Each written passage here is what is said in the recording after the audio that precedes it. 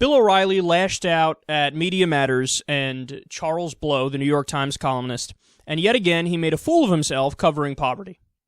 This man, Charles Blow, writes for the New York Times, put forth yet another unbelievably deceptive column about the incident.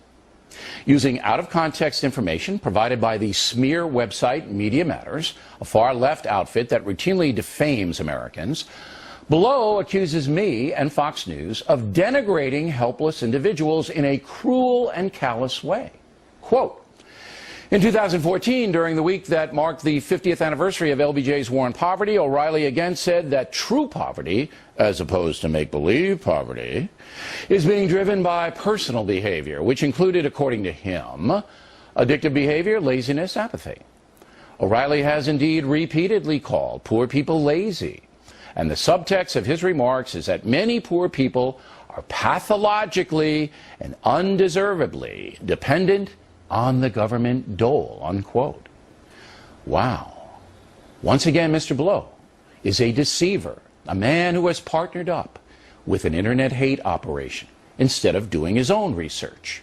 Lazy might pertain to Charles Blow. Here's what I actually said about the poor.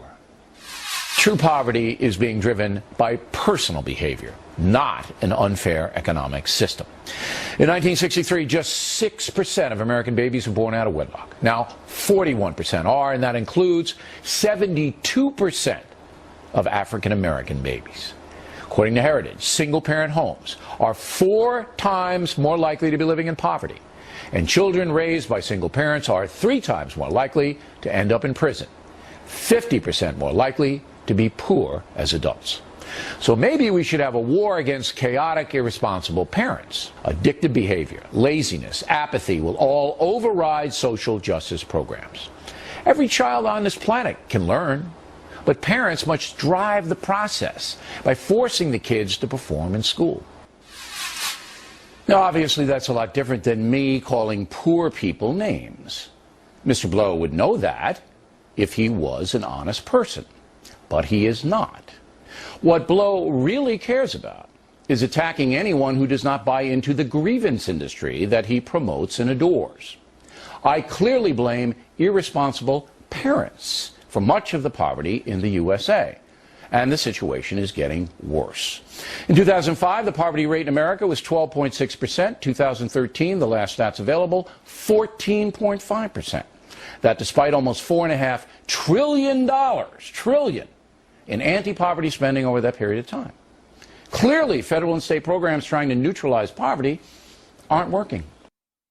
No, clearly they are working. In that time frame you just put up, we had a great recession.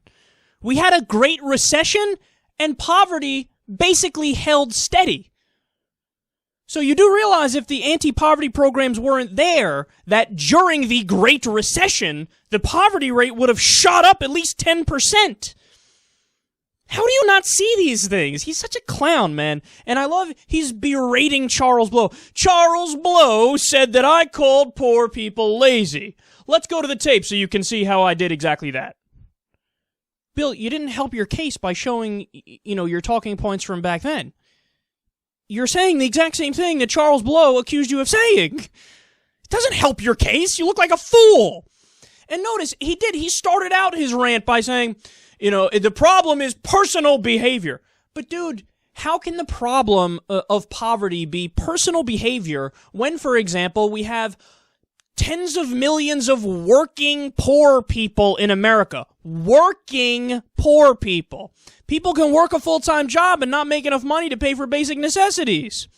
How is that a personal problem? They're working full-time and they're not making enough money to live a decent life. That's not a personal problem. That's a systemic problem. Anybody with a brain can see that. But you're doing propaganda. That's the problem. No matter how much evidence we present to you that your position is incorrect, you double down and you triple down and you berate the other people and you call them dishonest. Bill, there were just 100 stories that broke detailing your very lies. You're going to talk about honesty?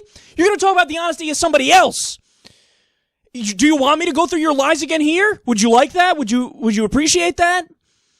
We don't need to do that, but I'll just give you one. When he said he saw nuns get shot in the back of the head Meanwhile, after an investigative report, they found out that Bill O'Reilly arrived to the scene where that happened a year later. A year later.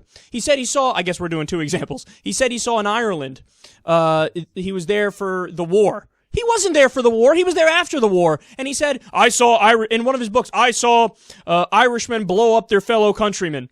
And then he changed that to, no, what I mean is when I got there a year later, somebody showed me pictures of that happening. I looked at it on Google. Does that mean I was there? I guess I could say I was there, according to Bill O'Reilly. You want more lies? I can give you more lies if you want. How dare you bring up honesty? You're the most dishonest person I've ever seen in media, you clown. Now, furthermore, he is incorrect on the idea, clearly anti-poverty programs haven't worked. Really? So let me get this straight. Your contention is if you take money and give some money to people who have no money, that you didn't just give them some money. So if you help people with the safety net, you're not actually helping people. Okay, Bill, just at face value, that's ridiculous. But we don't even need face value because I'm going to prove it to you. Let's look at the first chart here. We showed this before recently. This is what the poverty rate would be without government programs. 29%, nearing 30%. Now, what is it without government programs? I'm sorry, what is it with government programs? 15%. Cuts it in half. Government safety net programs cut poverty in half. I got more for you. Look at this next chart. This is the poverty rate from 1959 to 2007. Remember, this is about when the war on poverty kicks in up until 2007. Look at that graph. Look at that line. Notice that sharp decline in poverty? You think it has anything to do with the fact that we finally put into place some safety net programs? No, it couldn't have anything to do with that. Let's look at the next chart here. Okay, this is from the Census Bureau. This is the empirical data as to how many people are kept out of poverty because of various government programs.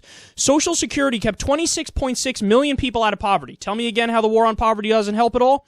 Refundable tax credits, 9.4 million people out of poverty. Supplemental Nutrition Assistance Program, that's food stamps, 5 million people out of poverty.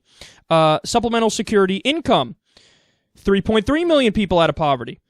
Housing subsidies, 2.8 million people out of poverty. Unemployment, 2.4 million people out of poverty. Child support, 1.3 million people. School lunch programs, 1.2 million people. Public assistance, which I think is the classic welfare program, 641,000 people out of poverty. The WIC program, 397,000 people out of poverty. Workers' compensation, 320,000 people. Low-income energy assistance, home energy assistance, 260,000 people out of poverty. Okay, to say that the war on poverty doesn't help is honestly one of the dumbest things I've ever heard. Again, it's akin to saying if you take money, if you take tax dollars and give it to poor people, you didn't just help them.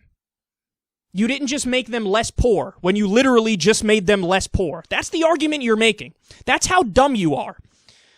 Look, the argument they make is, well, what happens is you set up they become addicted to that money and they don't want to try to work hard to get out of that situation. So you created a poverty trap.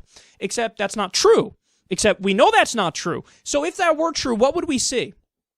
We would see people abusing these programs, right? We would see people, saying, fuck work, I'm not even going to try to work anymore. Just give me the money from the government and shut the fuck up. I'm not going to try. I'm not going to do anything. I'm checking out of the system and just taking the money.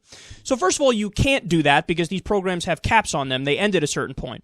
But second of all, what is the fraud rate? And take the SNAP program, the food stamp program. If people get lazy on these programs, they don't want to work anymore. So what's the fraud rate in this program? 1%. So, okay, Bill, you got a point. With 1% of people. With 1% of people, you're right. The safety net makes them lazier, and it makes them not want to work as hard. You're right, with 1% of the people. So do you want to put your middle finger up to 99% of the people who just need a helping hand in a hard time? Is that what you want to do? Apparently that's what you want to do. And I'll just give you a few more points here. Between 1960 and 1995, the official poverty rate of senior citizens, so people age 65 and older, fell from 35% to 10%. Tell me again how social programs don't work? 35% to 10%. 35% to 10%. But according to Bill O'Reilly, no, if you have a program set up, everybody stops wanting to work and they sit on the couch and we pay them and then you actually hurt them when you do that. I've heard that conservative bullshit argument 1,000 times. There's no data for it. You make it up and you run with the argument anyway. And you want to know why you do that? Because you don't like poor people. It's that simple.